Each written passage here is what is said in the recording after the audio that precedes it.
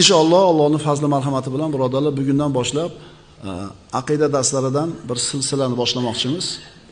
Siz bilan bizning hamshaharimiz Sirojiddin O'shining Badul Amoli asarini inshaalloh sharhlaymiz.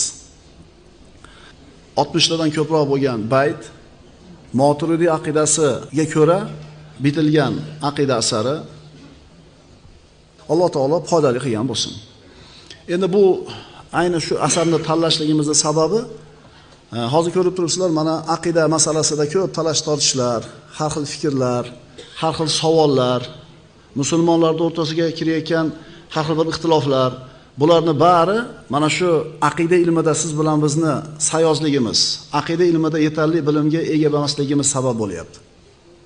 Siz bilan biz o'zimizning aqidamizni yaxshi o'qib o'rganar ekanmiz, siz bilan bizga u tashqaridan kelayotgan fikrlar xatarli bo'lmaydi.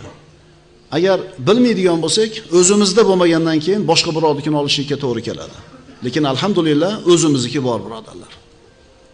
Bu 800 yildan ortiq muddat musulmonlarning qo'lida yaxshi ko'rib o'qilinayotgan va yodlanayotgan va juda ko'p sharhlar unga yozilgan kitob Badul Amolida inshaalloh o'qigan bo'lamiz.